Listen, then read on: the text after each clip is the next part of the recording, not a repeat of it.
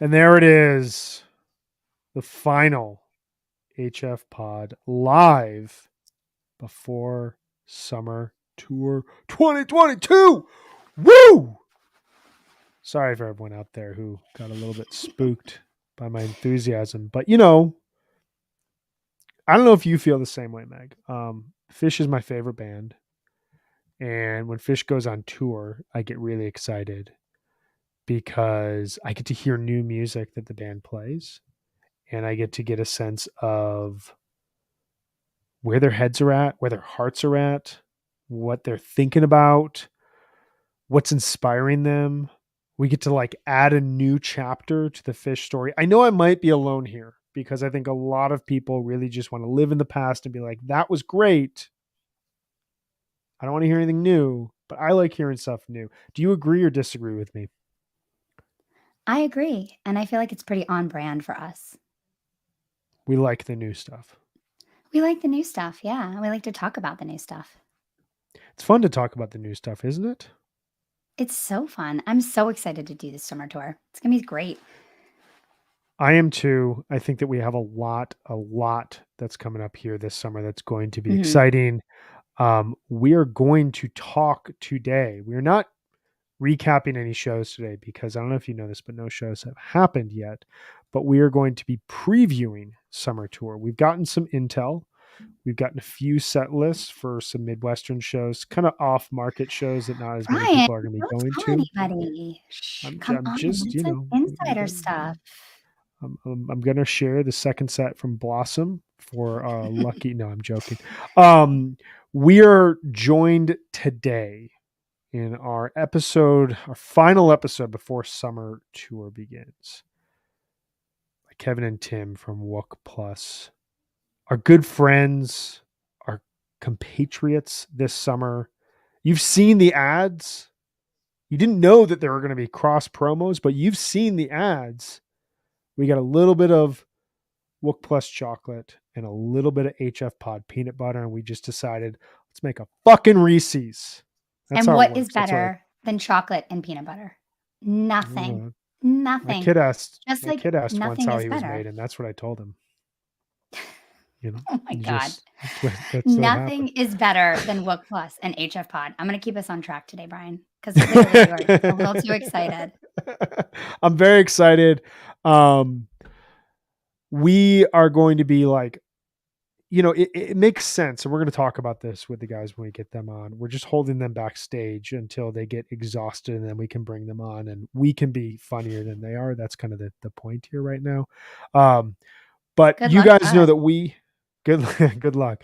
We cover Fish recaps 1:00 Eastern the day after each show happens. Wook Plus, though, they do the hard labor. They do the tough job. They have to walk out of the venue, find their way to the lot, and they have to sit down and tell everyone what just happened because nobody remembers. Everybody just walks out of a Fish show being like, that was sweet. And nobody actually knows what was sweet. And it's their responsibility to do that. So we have the easy job. They have the hard job, but we are supporting each other throughout this entire summer tour. And I'm really, really excited for it. Wook Plus goes live 10 minutes. Tim, if I got that wrong, tell me when you come on I think screen. it's 15. I think it's 15 minutes. Mhm. 15 minutes, 10 to 15 minutes, maybe like Fish, like 35 or 40 minutes. Who knows what happens here? It's live, They go live and they recap what happened at the show. We're going to be making some appearances. They're going to be coming on our show. It's going to be a ton of fun this overall summer, but we're going to get to all of that very, very soon. I got to say, 4 minutes and 15 seconds have gone by in this podcast, and I haven't yet asked you how you're doing. So I'm going to ask you right now, how are you doing? I'm doing okay. Thanks, Brian. I'm really excited about Fish Tour, but I've got a little bit of a cold, so I'm glad I'm not going to the shows this weekend because that would be a real drag. But I'm coming with my sexy voice today, so There it is. There it is. She's coming all the way from 1997. mhm. So it's I'm very excited about this episode. Um So we want to tell you really, really, really quickly before we jump into the meat of this episode, because today's episode, you can see it at the bottom of the screen. We are doing a wish list, and it says part two. Why does it say part two? Well, we decided to do a wish list before the spring tour, and then we decided, you know what, that was such a fun episode. We're going to come up with all new categories, and we're going to do it again, and we're going to have thoughts. Kevin and Tim are going to have thoughts. It's going to be awesome. We have so much planned here. We have really, really cool topics to get into about what we think is going to happen and what we want to happen over summer tour this year. Before we do that, a couple points of business. One, please subscribe to Osiris Media on Apple for HFPod Premium. We just recorded a bonus episode. Megan talks about her sexy voice. She's talking like that because she was recording in 1997, the sexiest year of Fish. We were Yep. talking about our favorite summer US Fish shows. That'll be coming out on Friday, and throughout the summer tour, we're going to talk about our favorite underrated moments on a week-to-week basis. So check us out for that on Apple Podcasts, HF Pod Premium. In addition, if you visit us on Apple, leave a review, leave a 5-star rating. It helps us so much to discover this podcast and get a sense of what this show is up to. It helps to introduce us to other people who may be like, hey, I like this podcast and, I want to help this podcast out. There are people like that out there. So give us a review. It helps us out with Tim Cook and his world. I also want to tell you, I released a surprise episode of a podcast I used to be a part of that is very near and dear to my heart, Beyond the Pond. We recorded an episode, Dave and I, about the Nuremberg Ghost. That came out yesterday. We talked about 1997 Fish, duh. We talked about Miles Davis. We talked about Spiritualized. We talked about Kikagaku Moyo. So much more. We even worked a War on Drugs reference into it. It was awesome. Check it out. It's the 114th episode Dave and I have done for Beyond the Pond, and it was a ton of fun. I'm so glad it's back, Brian. I just have to say that really quickly. I'm so glad this episode's out. I love Beyond the Pond. I am super myopic in my listening to music, and Beyond the Pond was like the place I went to get new music. So I'm glad it's back. Appreciate you saying that. Now that I host a Fish podcast that goes up twice a week and a live show podcast that focuses on one band at a time, plus I really like Goose, I am incredibly myopic right now, so I kind of need someone to just make me Beyond the Pond. That's really where I'm at right now. We do have to tell you really quickly two quick sponsors here before we jump into the meat of this episode. Passion House. We don't need to tell you about Passion House. We want to tell you about Passion House. Passion House is one of our original sponsors at Osiris, one of our favorite sponsors. Here at Osiris, we are powered by a few things: music, as we talked about, but also coffee. I'm a young dad. Megan, you are a young mom. We Phew, you didn't say old mom. I would never say that. Come on. We struggle to get through each day, and coffee is essential for us. We are always drinking Passion House, and now we have our very own blend, the Ocean of Osiris. Please visit passionhousecoffee.com to get some of this and their other coffee today. Excuse me. Use code Osiris. You can see that on the screen, the link as well as the code, for free shipping on every order. We have a contest that will be running all summer long. For each Fish show, we will be giving away bags of the Ocean of Osiris coffee every time Fish plays an ocean song. Could be an ocean of love, could be a wave of hope, could be Gula Papyrus. Who knows? Every time you hear an ocean song, tag Osiris online using the hashtag Ocean of Osiris.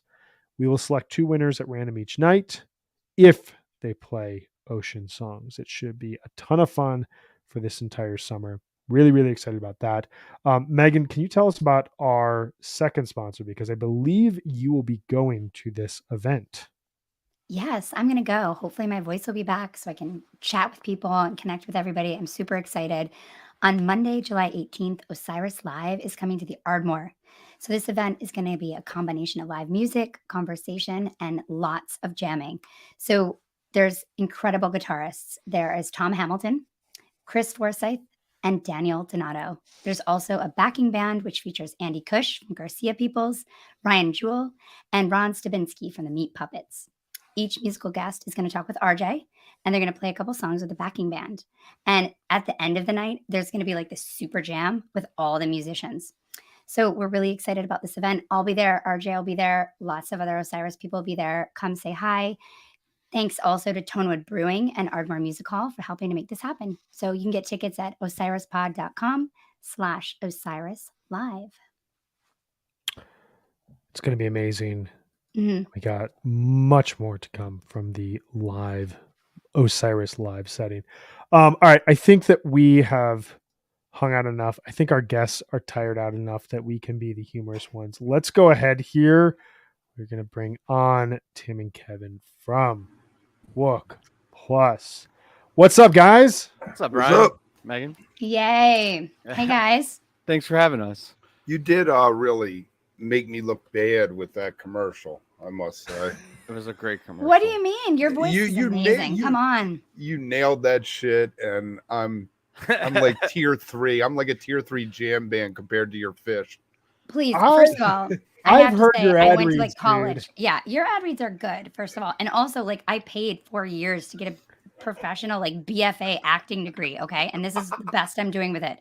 So don't feel impressed. Kev sent me his voiceover, and I was like, this sounds pretty good. I'm all right with this. And then Megan sent hers, and I was like, wow, Kev, yours is kind of shitty now. You got to redo this. You're being too nice. It sounded awesome. I love that ad. I can't stop watching it. It's so funny. I've been sending it around to everyone. Genius. I should say, and I completely I dropped the ball on this, so I want to apologize to everyone out there. But Travis is going to be joining us here shortly. He's stuck in traffic. He also loves being fashionably late. The studio, LA baby, LA. Yeah, he's like LA a West traffic Coast guy. man. That's like what they do, right? They like look good and show up late. You know, it's going to be a long summer of this. We're going to be like, hey, Travis, we go live at 1:00, and then he's going to be here at like 1:45, and we'll deal with it. Okay, we're going to call it California 1:00. There you go. So, today what we're doing, those of you out there who remember our episode back in late May, we are going through our wish list items for this upcoming summer tour. Some of these are intelligent, some of these are ridiculous. Most of these will not happen, I promise you, all of you out there. So do not make any bets based on what we say here today, but it's fun banter as we get into the overall summer tour. So we're going to dive into this. I guess before we jump into the wish list, we got a bunch of topics that we're going to go through, but I want to ask our wonderful guests here from Wook Plus 2 things. Number one, is there anything that we missed in talking about your guys' vibe this summer and where we can find you guys? And number two, what are you generally speaking looking forward to most going into summer tour? Sure. Well, I guess as far as what we have going on, we are doing the recaps. Kev's actually taking the lead with those. He'll be on almost all of them, I think, 15 minutes after Encore. But actually, every Wednesday during tour, we'll also have The Lot, which was our flagship original program. It's a very chill, relaxed hangout leading up to the webcast and or show if you're there. So, and we're going to have a lot of fun guests. We got, we'll hold on to those guests, Kev, right? Well, yeah. I've got let me say that the middle of the 3 we're doing is going to be a guy from Space Bacon. I don't know if you've ever heard them, but I'm big on Space Bacon. And I convinced the guy to come on and join the madness. So love it. That's so awesome. Yeah, we got The Lot. And then tonight actually is our finale of Wook Plus Live season 3. We have Matt Bush, Bobby's manager, is going to be on tonight. So that should be a really great episode to close things out. Oh That'll my be God. 9 Eastern. Set list. I've been emailing, and he said, "Oh yeah, I've been writing dead set lists since 2009." I'm just like, my God, I get to talk to the person. The entire show's so cool. It's gonna be our grievances the entire show. It's like, on this day, you wrote this into the set list. What were you thinking? That's awesome. I'm really looking forward to seeing everybody again. Like, obviously, I want to see the band, and that's really like the heart of it. But beyond that, I think being out on the road and getting to see people again, because like I've made so many friends over the last few years in this world, but it's not like they're your next door neighbors in the same town a lot of times, right? So these are the limited occasions where you actually get to all hang out. and get like the quote unquote crew back together. So I too am not going this weekend, but then I'll be going to the Man and a bunch of shows after that, and I just can't wait to get back in the same. The Man, it's going to be the Man's huge. going to be good. It's going to be a good run. Tuesday, Wednesday, a couple weeks into tour. I'm excited about that. Yeah, I think that's a really good point. The people you meet on tour who you engage with over social media or over podcasting, but like you don't really hang out with in your normal life. You got your family, you got your jobs, you got your friends, you know, from wherever you live. And then tour comes along and suddenly you run into all these people and like those memories last until the next time. It's excellent. Kevin, is there anything you're looking forward to specifically about this overall tour? I really hope that they have some new material that is light on lyrics, heavy on music. I don't need to be told everything's right again. Yeah. You know, I am drawing a total blank on this. Aside from the chilling, thrilling songs, what was the last totally instrumental song that the band has debuted? Quadraphonic Toppling. You're already going there. You're already going there. I don't think that they're. I mean, was it In-Law Josie Wales? Probably, because what's the use was before the. Yeah, I'm just thinking of like. I want to hear The Name Is Slick. I think that would be a good instrumental for them to do. I love that song. Yeah. Yeah, because I'm thinking about like Cars, Trucks, Buses. I'm thinking like how is it that Fish doesn't have like. They dropped it after they got Cal Funk. They dropped doing the instrumental, but Black Eyed Katie, I think In-Law was after that because Trey, that was 99. Yeah, that was solo Trey. It would be interesting to hear them approach a lyricless song, if you will, or light lyric song. Well, let's dive into this. Let's get into our list. We got a lot to talk about here. We're going to go through our thoughts on what's going to happen this overall summer. So we have this all broken out into segments. Everybody came prepared with incredibly detailed answers and proof as to why this happened. Everyone is required to show their work on this podcast. The first segment, the first wish list item. We love jams here at HFPod. I think you guys like jams over at Wook Plus. I'm guessing that's right. Dig the jams. We're jam fans. What is going to be not the jam vehicle of tour, but the breakout jam vehicle of tour? What is going to graduate to the jam vehicle stage? Can it already have jumped there once? Sure, it could have gone there once. I think A Wave of Hope is going to be the song of the summer. That's a good call. That's a really good pick. What about you, Tim? I was kind of trying to think of like a Sci-Fi Soldier song. And I know Knucklebone, they kind of were starting to bring there. I think Get More Down has a lot of potential, especially when it breaks down into the different feel part if they take it off from there, it has opportunity. I don't know if they actually will do it. But yeah, that's my vote. Get More Down. I like that pick. That's a good pick. I would love to hear Sci-Fi Soldier songs get like a ton of love this overall summer. I loved the positioning of Knucklebone Broth Avenue when they played it in Charleston, and I would just love to hear them like try to dive as deep into some of these songs as possible. What about you, Meg? What is your pick? Well, this song's like it's gotten into like the 20-minute version before, like in Camden and Mexico and Vegas, but I want to hear like a really, really long 30+ minute Mercury. I just feel like that song could really go super far, and I love the shorter versions, so I want to hear short 20 minutes, but I want to hear like a really long Mercury. Well, I mean, to be fair, the first like 10 minutes is all written part of and the song, right? Yeah. Right, so it's like a 20-minute Mercury. It's not that crazy of a jam because you gotta get halfway through it. No, that'd be cool. Yeah, it reminds me of to me, it reminds me of a Dead song, and I just love like imagining them really stretching it out. It's my favorite song the band has written since Sense and Subtle Sounds. And I remember when they like first came out with it in summer 2015, it took so long for them to like push it out beyond the song's reach. And I didn't really care because I just loved the song as a whole. But then as they started jamming in late 2018 and as they kept going into 2019, there were so many great Mercuries. The funny thing is, like, that Ruby Waves from Alpine that jam was supposed to be Mercury. They came out with full intentions of jamming out that Mercury, and they couldn't figure out where to go with it. And so they went to Ruby Waves, and suddenly you get a 40-minute long jam. Ooh, I have a thing about Ruby Waves. That Ruby Waves. You know, the movie Trey put out, it came out a week before, and there's a line in it where he's listening to Ruby Waves and he says, that song's going nowhere.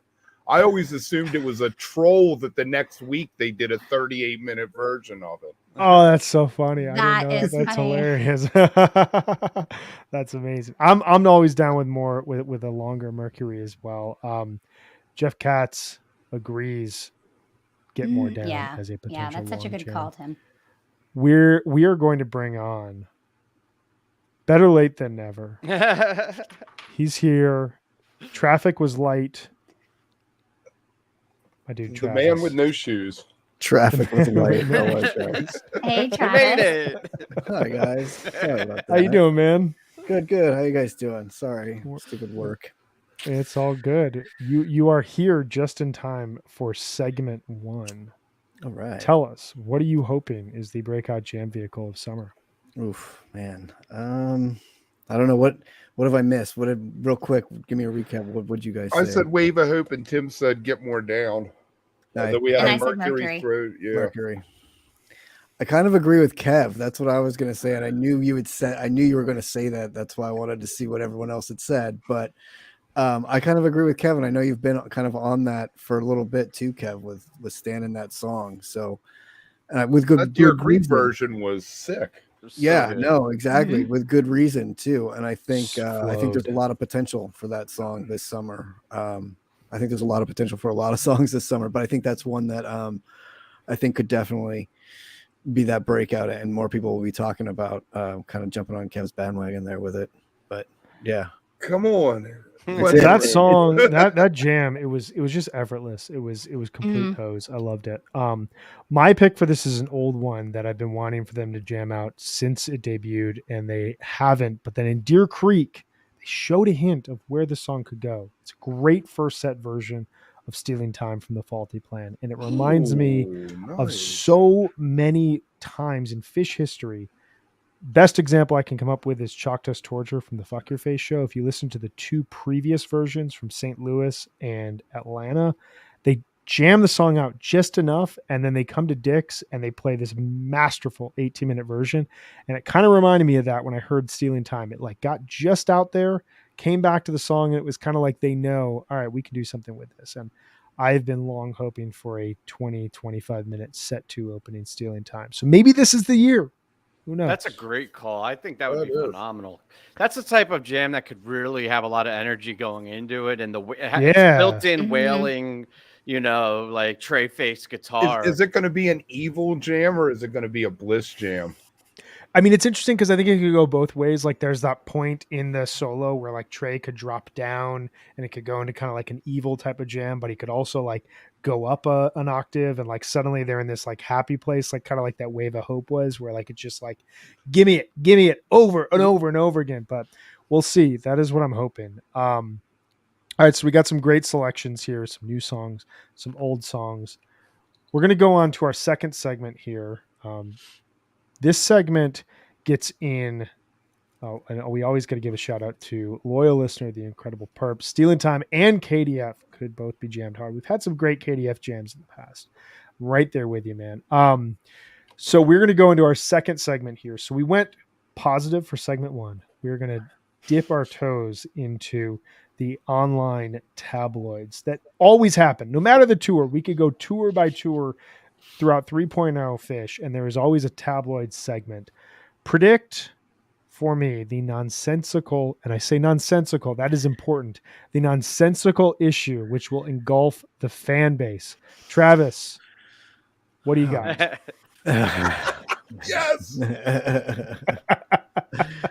Oh man, it's the tabloid is right. It's such a drama question. Like, it's one of those things. Like, I hate this part. I hate this part of Twitter, especially like Same here. That part of like, will there be a fight on Deadlot or something? Exactly. It's like the whole like, and as soon as it breaks out, like I'm not going to any of the shows, so like I'll only hear about it, sort of as secondhand, as it gains momentum on Twitter, and half the time I'm asleep when it happens anyway. So then you wake up and there's like already two sides have been formed, and it's like, what is even happening? Your side. Yeah, and sometimes it's even over by the time I get into it, and you're like, wait, what just happened? I don't even. And those are the best ones, I guess. But oh man, what kind of nonsensical issue will engulf the fan base? I don't know. I will go.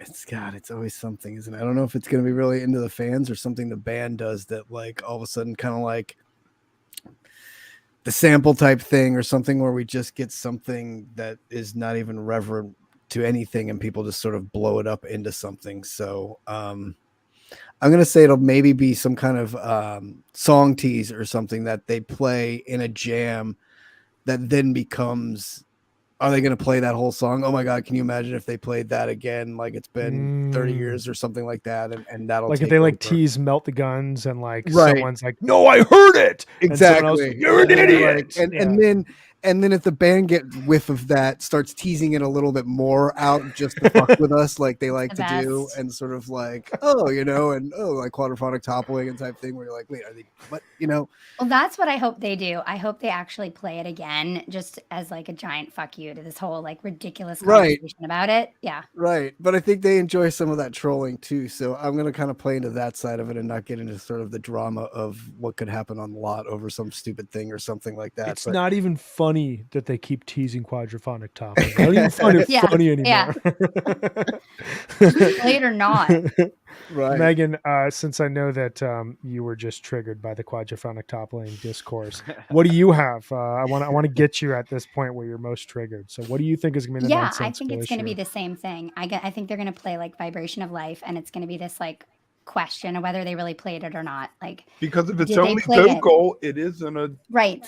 Did they play just the vocal part? Did they play just the music? Is it the note count or something just totally stupid? And I hope it is. This is the Vibration of Life, but not actually playing the music. I like that. Tim, what do you got? I could see them having a sit-in again. It's been a little while, and leading up with Tab and Trey sitting in with a bunch of artists, I feel like there could be a young artist sit in or come and maybe not a young artist, but an artist come and sit in with the band and cause all sorts of chaos online about what it means beyond just artists liking, collaborate and playing with each other. I actually don't know. Was Bob Weir in Nashville the last sit-in? I'm trying to remember what the last sit-in was. I think it's been a long time. I feel like Bobby in Nashville. I think, which maybe we could talk to somebody about tonight. You could. That's a really good point, because that's kind of been the theme of these young jam bands. You had Billy Strings, you had Goose, which had Trey sit in. You had Celise sit in with Trey at Peach Fest. Having Fish be like, hey, maybe now is the time to start like passing the proverbial torch. Sorry for using the phrase, but and saying, hey, these guys are in town. My Morning Jacket is playing in Denver the week before Fish plays Dick's. Why don't we ask Jim James to hang out in Boulder for a couple of days, and we'll have him on and we'll do a okay cover of Wordless Chorus or something, and the whole fan base is like, I never even liked that band. The fan base hates sit-ins. That would be very just trying to, when I saw this question, I was just trying to think of what would trigger the most people, and I feel like a sit-in would really trigger a bunch of people. If Trey sitting in with Goose didn't trigger enough people, Goose sitting in with Fish would do it. That would be good. That's it right there. Well, I hear Taper's Choice is going to be in Denver. Maybe one of them can sit in with Fish. That is a dream. We're hoping for something like that. Or maybe they could show up for that show a night early for night 0 and hang out a little. Well, you've got someone right over here stressing over ticket sales who would do anything for that to happen. So you just Kevin, need that shot of Trey rolling his gear into the start the rumor. Get the picture right, rumor, man. That's all we can do. We'll just start the rumor and start. That'll get people in there. This is a good point. Hey, I've heard that it's going to happen. What's up, there Greg? You go. Exactly. I think Mike's coming in early to sit in with Kevin, what do you got? What is your nonsense? I went with something I was thinking about how in MSG they started like the lottery for the rail spots. And I think people are going to start selling their spots or something like that. And then that's going to become a whole issue. Secondhand market for the rail. Totally.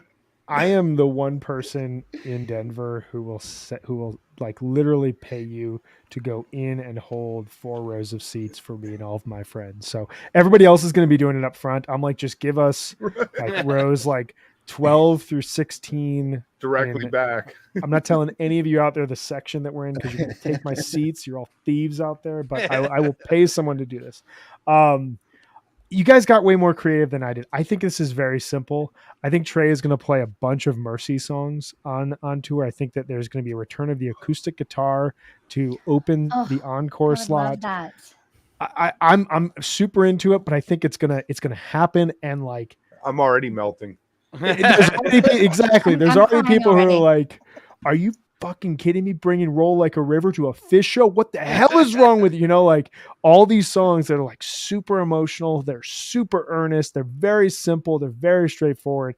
I personally loved that record. It hit like perfectly in the springtime. It felt like Trey was channeling older songwriters in a really cool way. And I think he's going to play one of those songs probably, let's go 11 times, and people are going to lose their minds. So I think 11 times would warrant it. I think that's like fair. Yeah, Okay. that's annoying. What did like Lonely Trip get last year? Probably like 6 times the tour. Like it was regularly in the rotation. I feel like you're going to get that with 1 or 2 Mercy songs, and people are going to like so why haven't they played one? Why haven't they played one at MSG and the spring tour if they were going to do that? I kind of wonder if they were just too mellow to like trot out there. He was playing them with Tab. I saw him play a couple of those here at Red Rocks, and it worked really well. I don't know. It's a good question because you would imagine he would. I totally expected spring tour to be engulfed by it, like one every night at least. You know, there's so much content. I mean, he still has Sci-Fi Soldier songs to come. You know that still haven't worked their way in. The Mercy songs. I think that it'll get there. I think it's just a matter of time. There's only so many songs you can throw into a set list. That's a good point. There's so many new songs too, right? Like, gotta learn all that stuff. We gotta learn it all. All right, let's jump back to the positive here. This is a quick one. We'll all get through this here really quickly. What do you think the tour opener will be, Megan? I'm going to start with you. Okay, so I'm going to do a historical nod. The first time they played Great Woods, when they headlined, not when they opened for Santana, they opened with Llama. So I think that'd be kind of cool. Slow or fast? Ooh. I think fast tour opener. I like that. Immediately get people saying they can't play fast anymore. And immediately makes me want to change my answer to the last one. I think the next slow version of a song they play is going to be the tabloid nonsensical thing we all fight about. Yeah. What do you have an idea of what that's going to be? Do you have a pick of what the next slow song is going to be? I have to come back to it. Not off. Slow Chalk Dust. Bowie. Slow Susie Greenberg. Susie. Slow. UB40.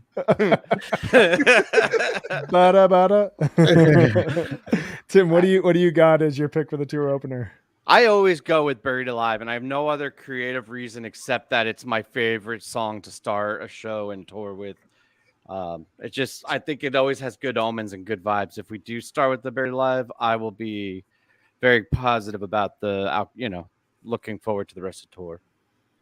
I feel like Buried Alive is a good pick for like a non-creative, like it's a very, very solid, awesome tour opening pick. Like we don't have to think too deeply about it. It's just like, fuck yeah, tour starting. And I think Trey does that I think he does that sometimes too, where like all the fans speculate and overdo, like us. I obviously like HFPod and Wook Plus, like that's our bread and butter, but having come out and just do, like I remember with 420 was like that, right? Like everybody was like, what are you gonna do with 420? And they come out and just they hit, exactly. It's like it's Kareem. It's like the most straightforward way to start, but I think that's kind of same idea. Yeah, I think sometimes they're like, oh, there's so much going on in the world, they're gonna come out and play Evolve or something, but it's like, no, they're just gonna come out and play Twist. Exactly. I mean, that's just it. You always try to get clever and think of, well, what would be funny or what would be of the times to come out and play, and then they just come out and play whatever they want, or whatever. You're like, oh yeah. Even though Never Needed You last year in Arkansas was kind of topical. That was meaningful. Yeah. Yeah. Trey is going to come out draped in a Ukrainian flag and play a song about women's rights. They are finally going to make a statement. They're finally going to do it. It's going to happen. Women are smarter. It's going to be a whole set about all social justice things. They're finally going to drop the hammer. Been waiting almost 40 years for this. It's and there's the issue that divides it. Exactly. And that's it. Here we go. This fucking man got too woke for me. Jesus. Travis, what do you got? What's your pick for the 2 opener? I'm gonna go with Fast. Now that you have to say fast or slow, Maze, just to fuck with everybody. And open that's good. That's a good way to mess with people, right? Like, you guys thought that we rewrote this because we're getting old. I'm looking at you, Brian Brinkman, asshole. And they're just like, we had fun with it, and I know it got a lot of talk, but here's how it really goes, and it's got a great to just kind of to open a show with anyway. So that's what I'm calling. Yeah, I'm waiting for the guy who'd probably be today around this time, who's snuck into like the DCU Center and has the band playing Maze for like an hour and a half, and it's just like the fish.net sound check is Maze.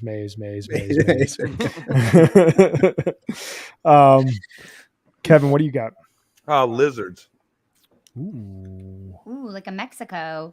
I like it. I think that would be a fun way to open tour, and then they get it out of the way, and you never hear any more Gamehenge songs because Trey really doesn't like to play the Gamehenge songs anymore. I mean, Wilson, but you get a Bag. I mean, they could also open with Bag, which is always a fun. That would be fun. Or like an old school punchy opener. Yes. Give me a Gamehenge song. That's all I'm asking. Sloth, anything, whatever you got. I'm thinking topical for my pick. Anyone who's been to Great Woods knows that it is the worst venue to drive in and out of. Worse than Nissan? I haven't been to Nissan, but Great Woods has one road that goes in and out. And if you are not out of the venue, you are screwed. Leave before the encore if you want to get home. Right, exactly. I'm going with Slave to the Traffic Light. The first time they'd opened with it since 9/3/2016. And it'll ease us into the tour. These guys are getting older. They need us to ease them into the tour. They can't come out and they play a fast llama. What are you talking about? Fast Maze? We need to take our time. Slow build to the peak. All right. I'm going to move us along here because we have a bunch more topics to get through, and you all are hanging out, giving us your thoughts as well. We want to make sure that we keep moving this for you all. Everyone out there who's hanging out, please feel free to share your thoughts as well. We'll post them on the screen. We are not, as we said at the top, do not bet on these answers, okay? Please do not bet on them. So we want to hear what you guys have to say about this. Well, we will go back and look later. We will go back. We had some hits on our spring one, Brian. Come on. We had some hits. I don't recall anybody on the spring one having hits, but maybe you remember differently than I do. I do. Yeah, we'll run back the tape. Let's see. All right. So this one is a fun one. This is probably my favorite category of them all because this allows us to just like dream like little children the night before Christmas before you are brutally disappointed the next morning. We'll talk about that in therapy session. What will be the longest jam of tour and how long will it be? Tim, let's start. Oh, right to me. I guess right to the man who makes brackets about jam. This should have been a bust out jam, and actually it was my second choice for the breakout. But I think a super long, like 31-minute gumbo would be phenomenal. And Charleston, they teased me, but never really went anywhere with it. It was actually really short. So I feel like it's kind of set up to now have a very long breakout gumbo jam. I don't know how you argue with that. I'd be so happy. I mean, it's all weird, crazy speculation, right? There's no right or wrong answers. So you got to go out there and, I feel like Meg, you threw that out for spring tour, and like that is one of those songs. There's like a list of songs that need to be jammed again, and Gumbo is on that list of like that was my pick. Why are we not taking that groove and just going with it? I love that pick. Travis, what do you got? I got Piper. I want a really long, and I want it to be about 35 minutes. I want it to start really slow. Building no, that's part of it. I want a slow build that lasts us some of that into that, and then we just get lost in the jam, and then it kind of comes back in, and it's just one of those like epically long kick-ass pipers. I would love for that. It is the Fish song. I could hear it every single Fish show. Does not matter. And when they play it long and when they modulate and go to a different space, oh my God, just do it. Just do it. Exactly. Love it. That's a pick. Kev, what do you got? I'm thinking they're going to take what they've been doing with You Enjoy Myself, with instead of the vocal jam, doing the longer jam and hit 37, 38 minutes on a You Enjoy Myself to open a set. That'd be great. That would be awesome. I love that they're doing that, by the way. Me too. Yeah. Not a fan of the vocal jam. I just re-listened to that version from Deer Creek the other day, and I was like having a good time listening to it. It's like a good grooving version. And then they get to the vocal jam. I was like, wow, that was so soon. I'd like forgotten that they go back into it. When they went back into it, I like stood up at my desk. Just I'm right there with you, man. Just like take that whole segment off into space. Megan, what do you got? I think we're due for like a monster tweezer, like 36 minutes, like a beast, like Alpharetta last summer, like Shoreline, and before that, like one of my favorite pieces of music they've ever played, like 12/30/19. I want to go on like a journey to like a beautiful space and come back again. I considered having tweezer here because when Fish dedicates themselves to playing really long tweezers, even though it's the most reliable jam vehicle, it seems to just pretend to excellent playing outside of that. And that version from the last night of Alabama, this past spring tour, was gorgeous, and just like extending that out the way that they did the Sand from Deer Creek. Come on, just give it to me. Yeah, and we've got like some really cool ones. Like MSG had the Your Pet tweezer, which was awesome, like so cool. But that MSG I want a really long one. That was good. It's really good. I wish that thing was 20 minutes longer, because it wraps you up, and like it really gets going, and then he just kind of goes into 2001, which is a great after, but that jam is so. And all this said, we're going to end up with a set long Soul Planet. And you're gonna like it. Well, I got one for you in that sense, because I picked Everything's Right is finally going to crack not 30 minutes, but 40 minutes. It's gonna be a 43-minute long Everything's Right. That song just like, once they get out of that song, they can go anywhere. They can go to like Allman Brothers bluesy, just sunny, beautiful Peak, or they can go to like that Dick's version from last year was like really mechanical and industrial and just like super like low key in terms of the play. I don't know. I loved that version, and I feel like that is where Soul Planet was last year, where it was just like, hey, we can just jam this song. I don't care that you don't like it, Kevin Hogan. I don't care. We're going to play it. We're going to play it for a long time so that you have to listen to this over and over again. Everything's right, and you're going to like it. There it is. Happy. I would take that over Soul Planet, though. Probably. Yeah, me too. Yes. Oh, for sure. I mean, I love Everything's Right. Call me an idiot. That's fine. No. I agree. I think I have a running joke with a close friend where every time they play Soul Planet and they play a great jam, which happens every time, I text them immediately and say, Soul Planet, or at what point are we going to admit that Soul Planet is the greatest Fish song ever? Because it has like the highest batting average of any Fish song. Because the lyric is so bad? Yeah, they literally have to do that, or otherwise there'd be a huge revolt. People would just literally leave the Fish show. They'd be like, I'm done. I'm done with this band. I've seen 200 shows. Fucking, I'm out. Going on Goose Tour. Going on Goose Tour. All right, let's. Did everyone get an answer in? Yeah, Meg, you got tweezer. Kevin, you got. I'm blanking. Yeah. Enjoy myself. You Enjoy Myself. Okay. Travis, you got Gumbo. Piper. I got. You got Piper Gumbo switch. Piper Gumbo. All right. Let's go on to our next segment here. This, Travis, I think that you suggested this segment, which I think is really cool. And this is something we won't know until about unless pictures come out tomorrow before the show starts, we won't know this until we turn on our webcast or walk into Great Woods. Will there be adjustments to the lighting rig? And if so, what would you like to see? Travis, this is your segment, so I'm going to give you the floor. Actually, no, you get to go last because this is your segment. Megan, what are your thoughts? Oh, no, I don't think I have good thoughts on this. I just don't know enough about the lights. I mean, I think it's not that long since Spring Tour, so I can't imagine they'd have a lot of difference. Although I did have like flashbacks when he was sitting in with Billy Strings, and I was like, don't bring those panels back, whatever you do. Like, I was like, those panels are like the worst. So it's weird how like they look really cool with Billy, but they don't. Yeah, not work with Fish. It's not for Fish. It's not for Fish. So all I'm saying is not the panels. Not the panels. All right, we got call. one vote for not the panels. Kevin, what do you got? Yeah, I agree with Megan that I don't see that much adjustments. If they did, I would love those straight things, that moved around, the LED things. If they could get ones that broke up so they could like zigzag all of a sudden or something, that would be pretty hip. That'd be kind of wild. I dig that. I'm gonna go here and then I'll throw it to you, Tim. I have a really boring answer. Are you guys ready for this? I think this is the best lighting rig that we've ever had, and I don't want to see anything change.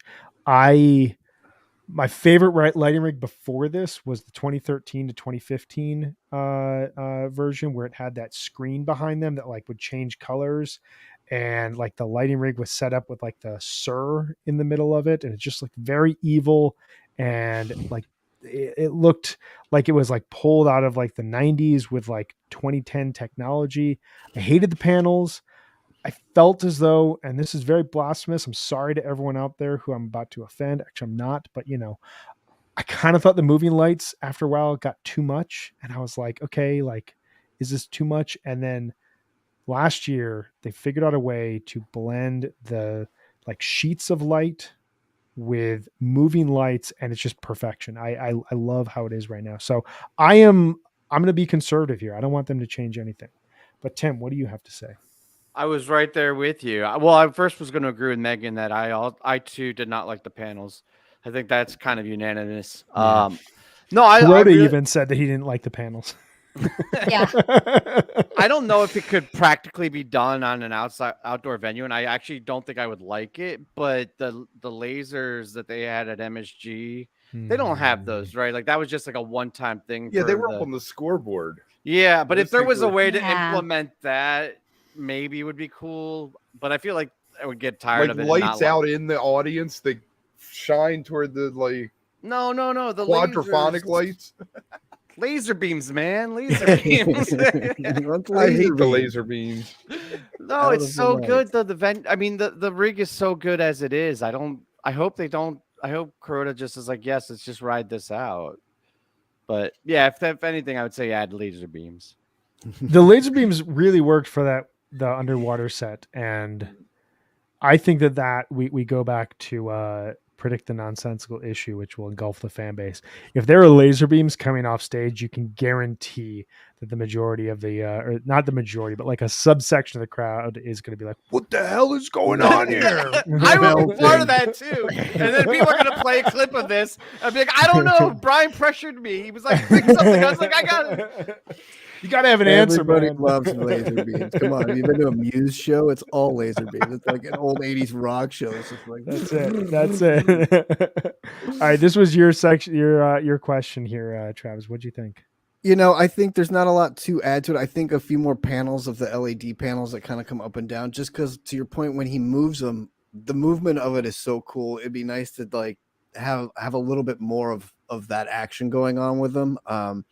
I don't think there's a lot of adjustments to really make because you're running out of room up there in that rig anyway. Like it's so bogged down. I think that's part of the problem too, is it's not, some of the venues are smaller than the other venues that don't have the high ceiling. So he gets confined to having to. The man will definitely have the smaller rig. Than right. And like Fall Tour was back and forth, like Santa Barbara, he couldn't put the whole rig out. So it's different things. But I think if you can incorporate as much as you can into the smaller rig system, is where it really benefits. So I'm sure that's what I was thinking with adjustment wise. He might have been able to figure out a way to incorporate some of those things that he can't do because of the ceiling heights into the smaller venue areas, which would be sweet. And I don't think, again, it's all in the mechanics of seeing it. I would like to actually, because I'm going to be couch touring the whole time, one adjustment I'd like to see is just being able to see them more on the TV, because you don't get we get a lot of close-ups on the band and things, and you don't get that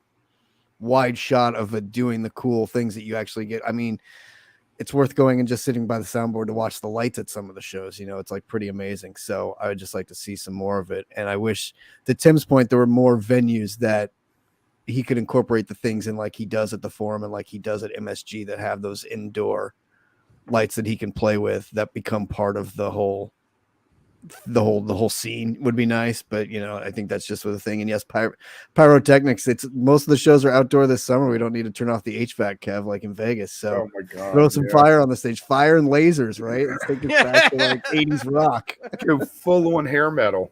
Like, I don't know how they would, it would take, I mean, Kuroda, if anyone can figure this out, it's Kuroda.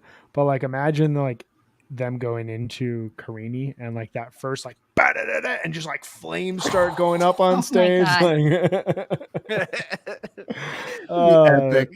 I'm into that. Just like go fucking all in. You guys have been on the road for almost 40 years. Like, let's just like review whatever worked, whatever was way too big. Get Fishman in the Tommy Lee cage that like spins around up on stage. I feel like that's what's in Trey's mind anyway. Like during first tube and everything, like you see, he's thinking like full-blown 80s rock band, and Tommy Lee has a broken arm or whatever, so he isn't using That's right. There we go. I love this. What a great this is like even worse than sit-ins, like pyrotechnics. This is like even worse than a sit-in. Who is going to be, what purist is going to be angry about sit-ins? I know nobody's going to tune into our after shows, by the way. They're like, these assholes have the worst takes ever. Laser beams and pyrotechnics. How can you hate sit-ins though? I mean, look at like some of the great, like when they did Vegas with Primus showed up and played that epic encore with them in the Harpua. Oh, I was there. So was I. It was incredible. It was like that was a night of nights. And like when Popper played with them, and came out on stage in the hood and popped like it limits like the old them, days though. in the 90s when we used to get that. But it's not a couple of songs. Like the 90s anymore though. I would just like to submit B.B. King for the record.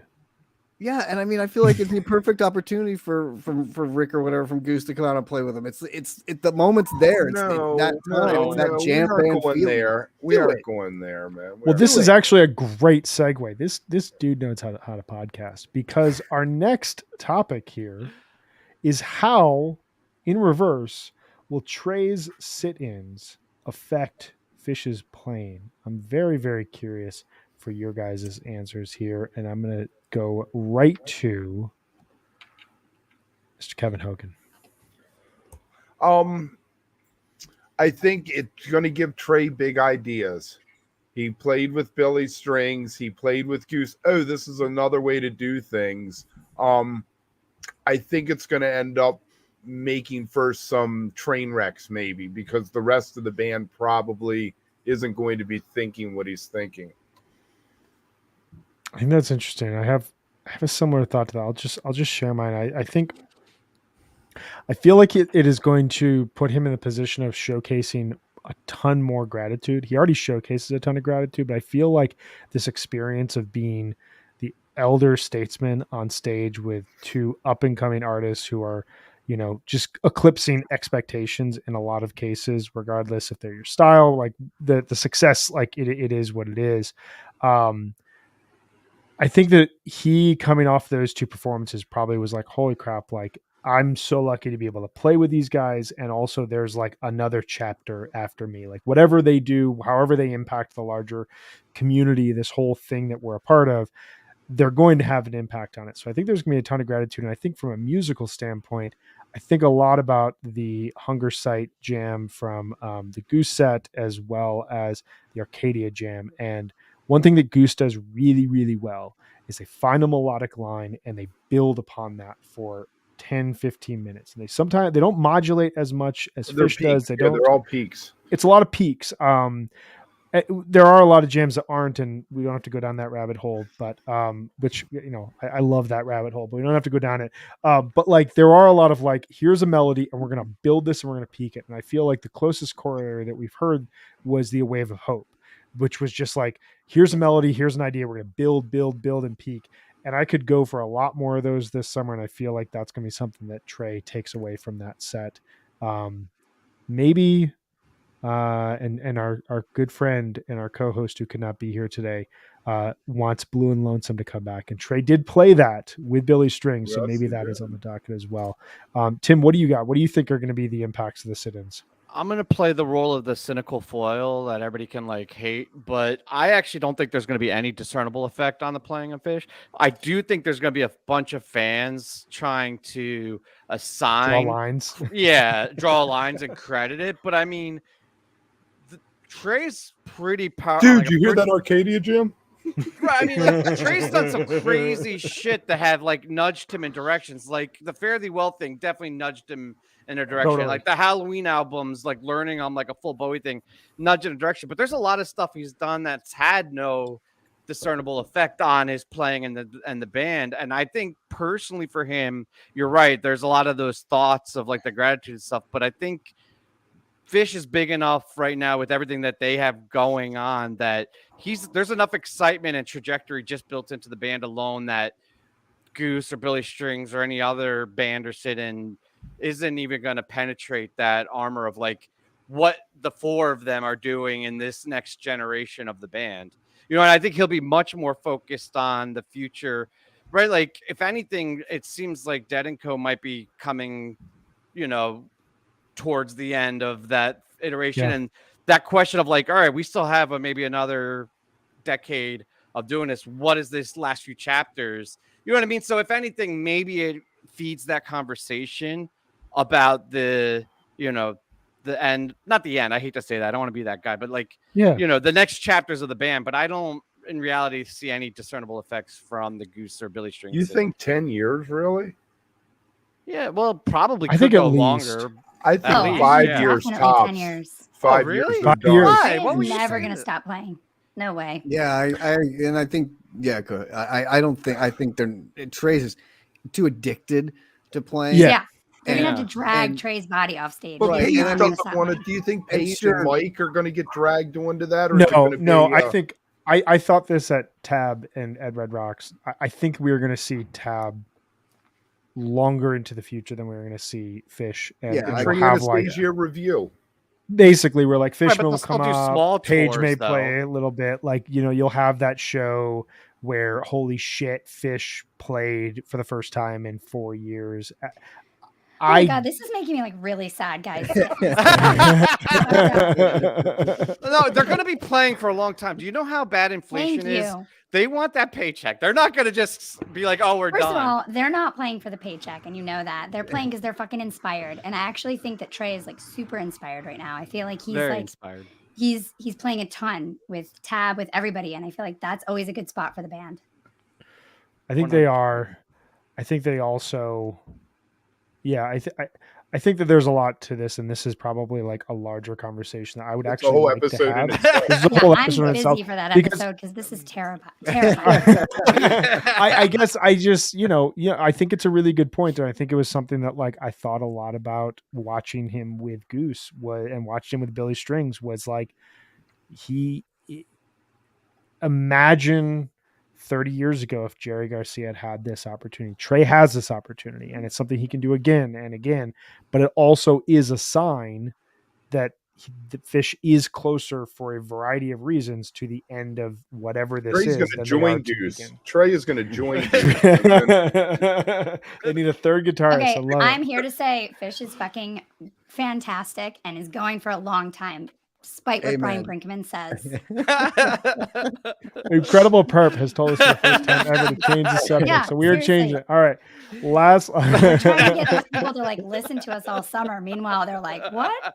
Fish is over? All right, Travis, what do you think? Can you bring us out of this? How is Trey's sitting going to affect the band? Is this going to be the greatest tour in history? Say yes or no answer. Right, or no answer.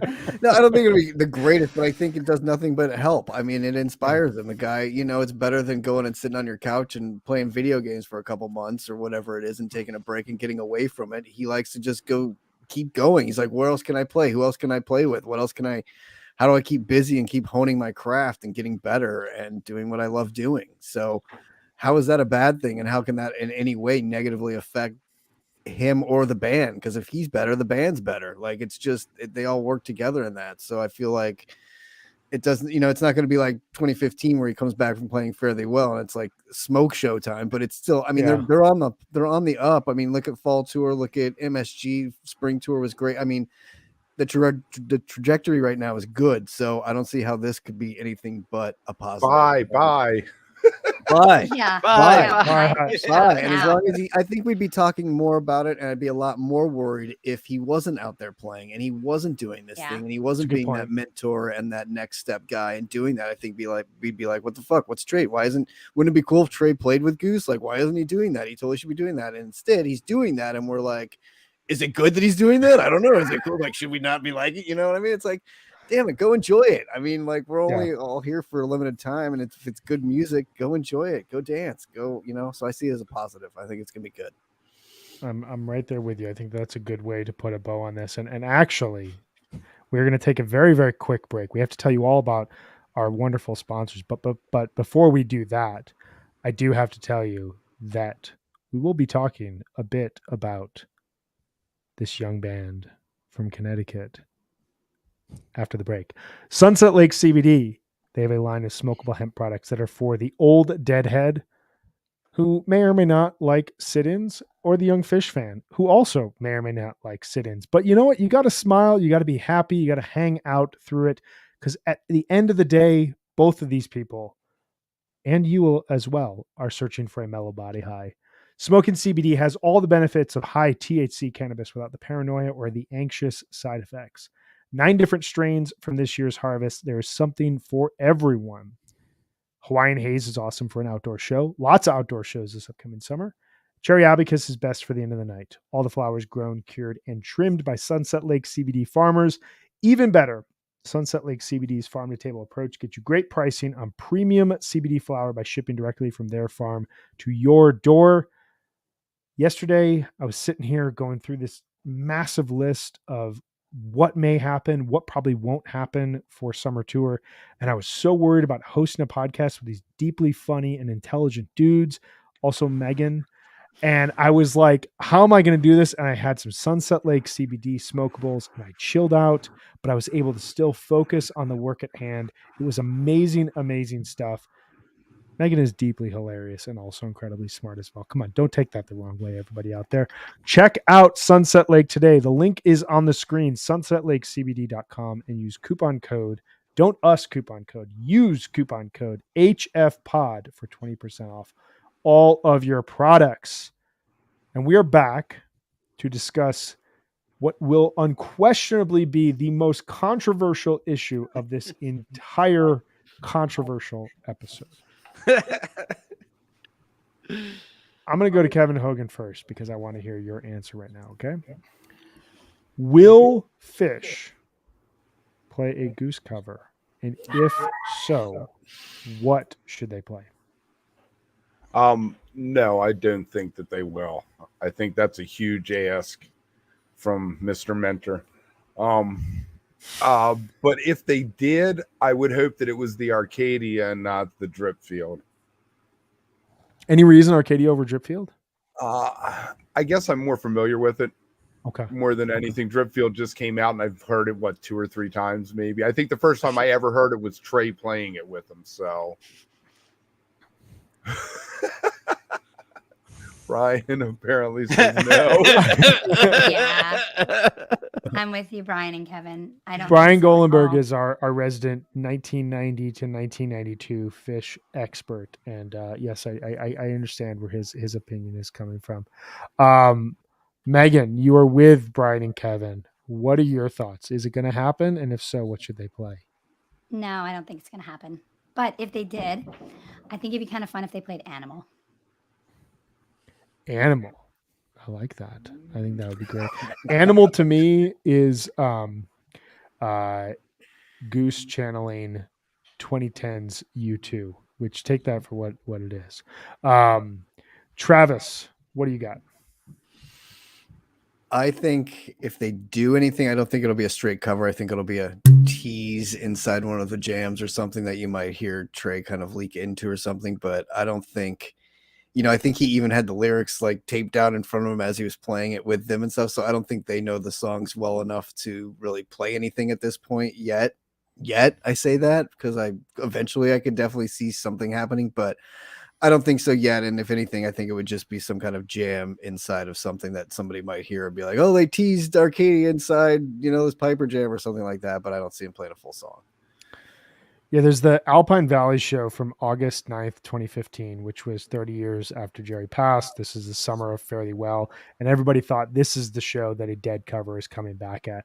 And then they play this great version of Tweezer, which, take it or leave it, there sounds like there is a Franklin's Tower jam at times during that Tweezer, and everyone latched onto that. It's like, that is the message for Jerry. And so maybe there's the Arcadia Tweezer that's coming at Hartford's, because they'll be in Connecticut.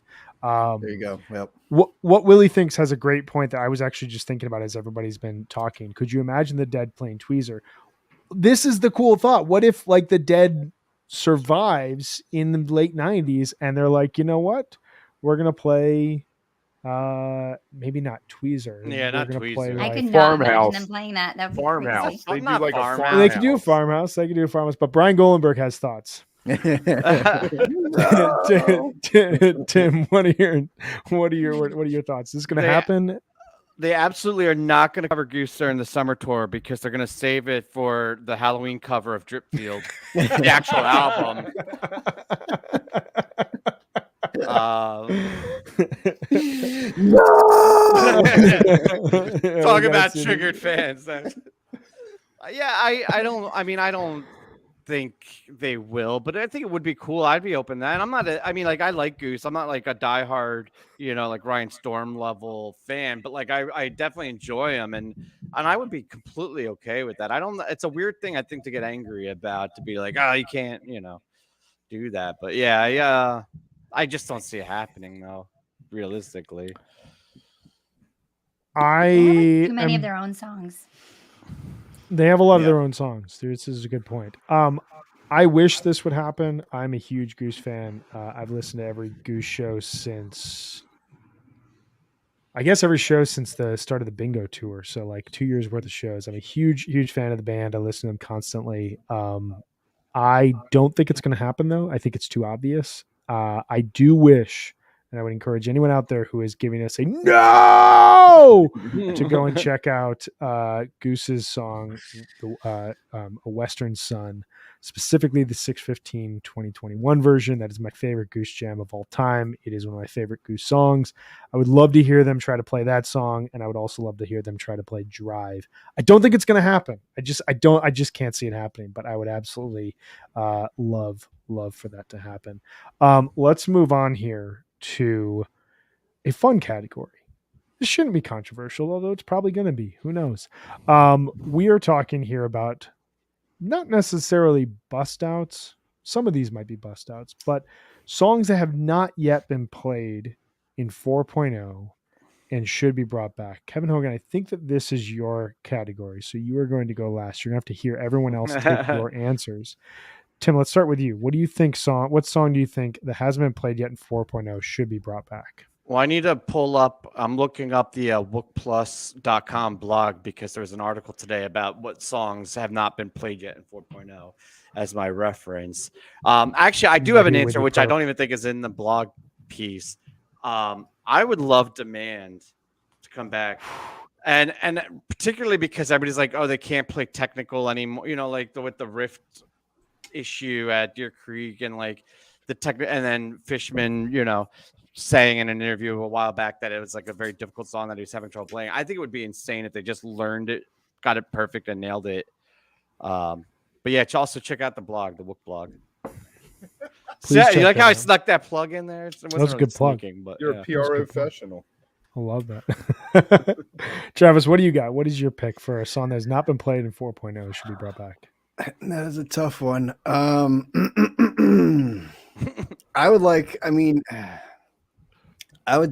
think it's the first one on Kev's thing. I would like anything off of Rift. So like Fast Enough.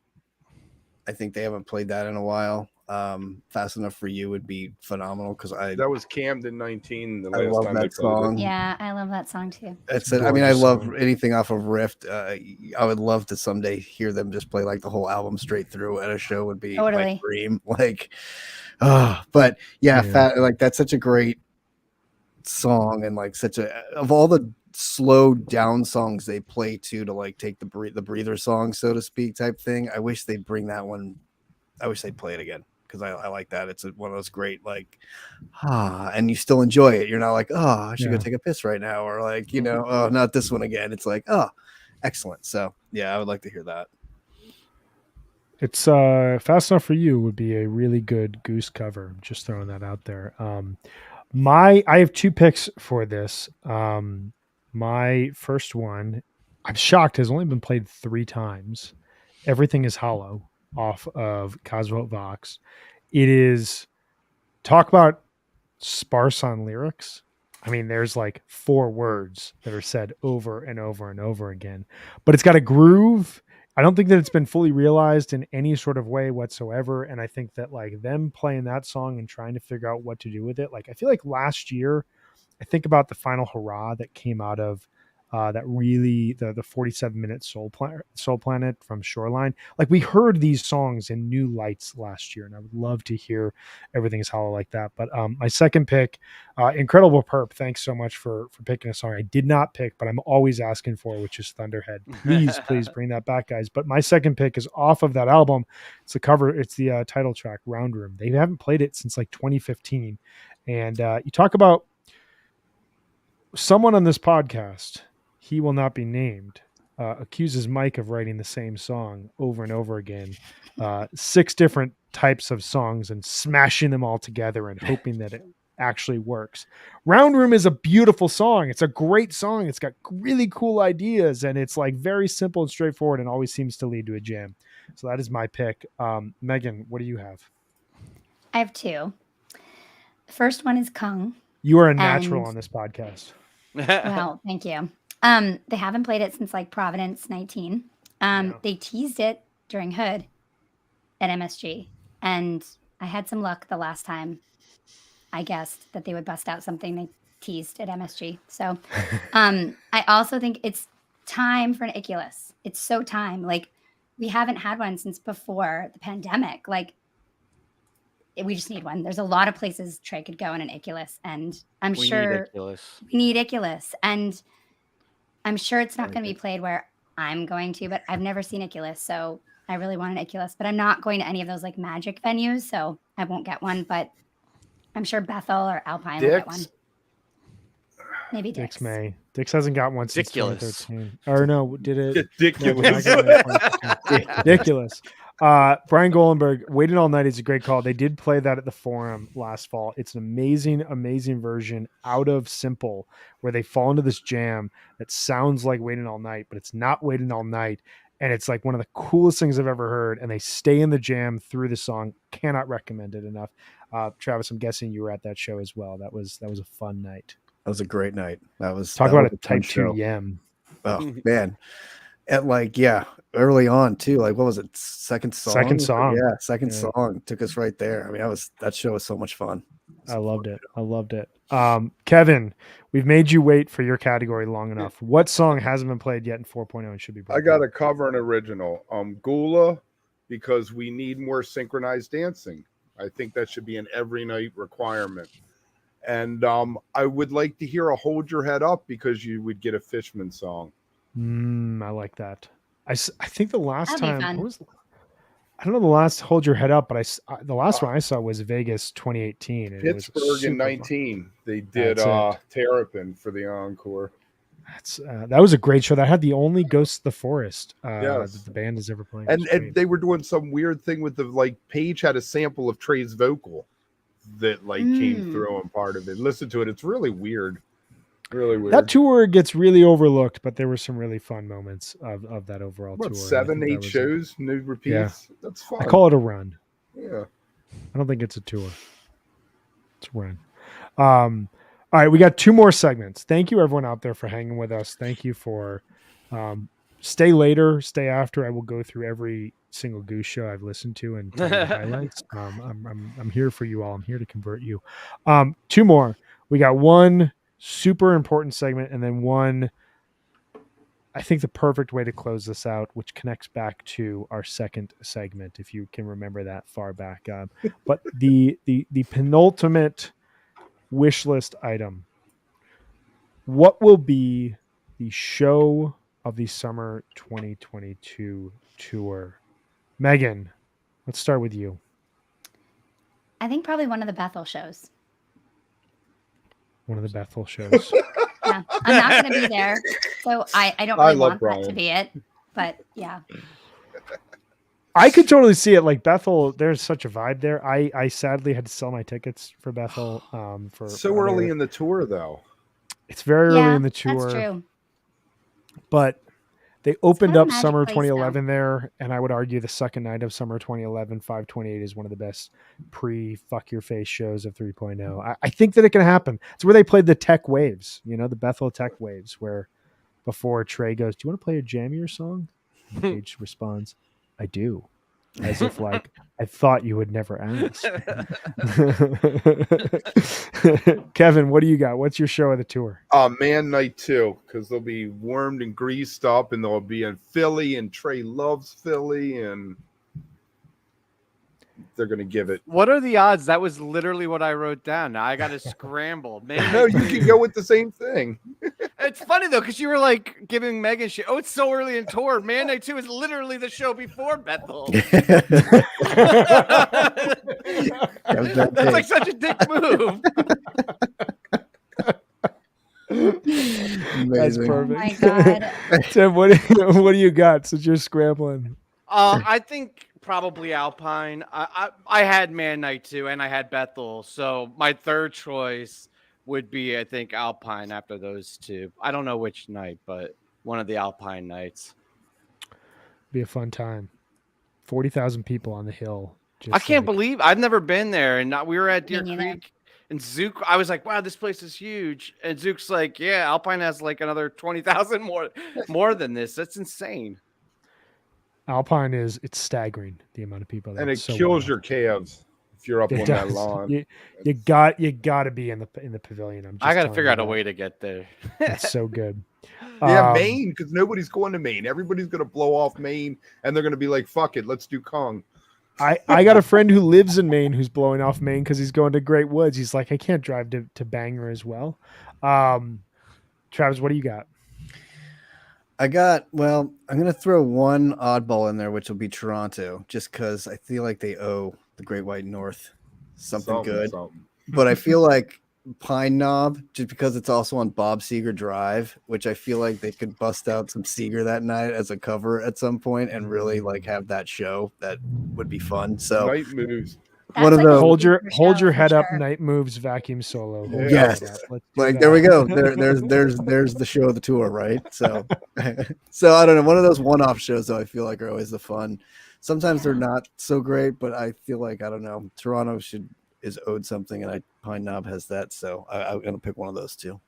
I hear you. I went with what I thought was a very obvious pick. I'm shocked nobody else got it. Sunday night at Merriweather Post night 2. It is every time they play that venue, going back 2010, you've got the second night is the Jumpin' Jack Flash, is the Incredible Piper, Saw It Again, Walfredo opener. 2011, last time Fish ever played Albuquerque. Probably one of the most important moments of my entire life. 2013, that incredible second set where Trey comes out wearing the Fearless shirt. It's the first time Trey wore a t-shirt on stage. This is the most ridiculous stuff I know. The first time he wore a t-shirt on stage that was not like a designer brand since 2.0. And it just like it, that second set, the light is incredible. 2014, you got Tweezer Fest. 2015, that night one is absolutely incredible. 2018, you've got that amazing second night where they play like all old songs and then Tweezer reprise a bunch of times. 2019 was okay. You got a good second set in the second night, but I feel like Merriweather, they're going to get there. It's going to be midway through the tour. They love it. There's such a vibe at that place, and every time they come out, they're just like, screw it. Here's Glide, Iculus, NO2, we went whatever. We went in '92 to see them open for Santana there, and we left when Santana came on because we had a tank out in the car. So we went and saw the Fish set and just bailed and hung out in the parking lot.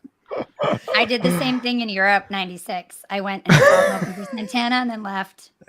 Nice. Nice. Don't sleep on Dick's Thursday night, too. I feel like that first night. I know, I'm shocked. Brian didn't people will be Dick's. getting into town, and it's one of those shows where like not everybody will be there yet, or the people that are there. It's like it's like that, like first night in Vegas when they bust out the Golden Age or something like that. That you're just like, so like it could be that show too. That Thursday night could be a special show at Dick's. So everyone's going to be so worn out from Taper's Choice the night before, and they're going to be like, you know what? Actually, we're skipping that. Get your tickets. We're going to be really primed. Once that Fishman or Mike sit-in happens with Taper's Choice, it's going to be a rowdy night. There it is. There it is. Right? There we're it not going to is. be to bed before 4. So. All right, we got one more segment here. Did I got everyone right? We got everyone. Cool. I feel like I'm hosting like around the horn right now. All right, the last segment that we were going to, the last wish list item that we are going to talk about, and Brian Golenberg, we got to give him a shout out. He thinks Spec. I don't think Fish is playing Spec, but maybe next year that will be the show of the tour. I'm just gonna give him one more no. All right, this is a Travis question. This is an awesome one. Heading into Dick's, this is a multiple choice, so I just want everyone to absorb the question, and then I'm going to go ahead and give you the answers here, or the options. Heading into Dick's, what will be the most talked about thing that happened on tour? Is it going to be a bust out, a certain venue jam, Mike's fashion, Fish's samples, or some unknown crazy event, which means you have to explain yourself? Kevin, I'm going to start with you. Okay. I definitely think it is going to be a certain venue jam. One night they are going to do that 36-minute song we talked about, and I think that will consume the talk on the lot, and you'll hear it every 8th car, somebody playing it. Do you have a pick of what venue this is going to be at? The Man Night 2. Not too early in the tour, just right time. Perfectly placed. Perfectly placed. Awesome stuff. Tim, what is your pick? What is going to be the most talked about thing on tour? I think it's going to be the incredible recaps that people watch throughout the tour. They're going to go in the Dick's. They're just going to be like, man, those late night Wook Plus recaps and those next day HFPod recaps are so on point. I think that's that's great. Snuck some marketing in there. Well done, my dude. That was a good way to explain your answer too. Well done. That was really good. Megan, what do you got? The quadraphonic toppling bust out. Yes. How is it a bust out if they already played it? I know. Well, it's the It will be recognized by that website that does stats. Right. That website. What happens if the they have if this word has gotten back to them and they've actually sat down and learned like the ukulele and they actually play quadraphonic toppling as it's played on the second disc? What happens then? I just think it's so funny that a band that improvises all the time now has to play a song exactly how they played on the record for it to count. It just seems funny to me, but yeah, I think that then it will be counted, I guess. That's a good point. I feel like Tweezer, as long as they're saying tweezer over whatever, they played Tweezer, didn't they? That's a good point. That's really good. Party time. Exactly. Travis, what do you got? I'm hoping that it's a bust out jam from a certain venue with Mike wearing some incredible fashion and Fish laying in some samples. So we just kind of get this whole array of everything to talk about. That could definitely happen. Right? Exactly. So I think we roll them all into one thing, and then we watch the after shows for the dissection of how great that was. And they go into quadraphonic toppling out of this bust out jam. Exactly. Expertly done, T. Expertly done. You know, it's interesting because what you just suggested, specifically the bust out jam, I think before last year, it'd be like, dude, come on, like you were thinking like crazy, like you're way thinking too like optimistically about Fish. But then like last year, they basically did that with Axilla Part 2. Like they did play it once, not as a jam, but then the second time that they played it, so your technical bust out, they played 21 minutes. Like it's just one of those things that like it totally could happen now, where they could be like, we're gonna play Lushington and it's going to go for 27 minutes. Why not? Like that is and not Mike could be wearing like metallic lipstick and yes. And he could have taken pictures of these like really cool neon pink shoes. And I'm right. I think either way, no matter what, I think we'll have a lot to talk about by the time Dick's rolls around. So I think it'll be a really exciting summer tour to get to dissect. There we go. Mike's second jam. Nice. Mike's second jam. Let's always do that. I have an optimistic thought on this category and a pessimistic thought. Which do you want to hear first? Pessimistic. And then we can down to positive. Yeah. Pessimistic. My pessimistic thought is that the most talked about thing is going to be some unknown crazy event, which is going to be people wishing a 57-year-old played like a 27-year-old and not understanding that people age and that's okay. How do you explain Del McQuarrie, though? How do you explain Del McQuarrie who can rip the snot out of that mandolin? I think there's an ocean of love within Trey, and we should be celebrating it every single day, regardless the speed that he plays his music at. Oh my God. Play the Maze from MSG this year. It was like so fast. This is your hill to die on. I love it. It is. Trey's... Anyway, yes. Go ahead, Brian. Sorry. It does seem that Trey's fashion makes the news. I don't know what Mike can wear anymore that would surprise people. This is true. Trey wears like a $450 hoodie with like a cat on it. People are like, "Oh my God." Meanwhile, Mike's in like a metallic outfit that's like shining candy colors. And like, what do people want from me? Yeah. Like, baselines too. What do you people want from me? My optimistic view is the certain venue jam. I said I thought the Everything's Right is going to go 43 minutes. I think it's going to happen at Blossom, and I think it's going to like just soak in the vibe of that amazing roof and that beautiful venue that somehow justifies Ohio's existence. And I am so excited to hear that. So I think we did it, guys. I think we did it. This was awesome. Kevin, Travis, Tim, thank you guys so much for hanging with us. We will all be hanging out a ton throughout this upcoming summer tour. We are going to be on each other's shows. We're going to be promoting each other's shows.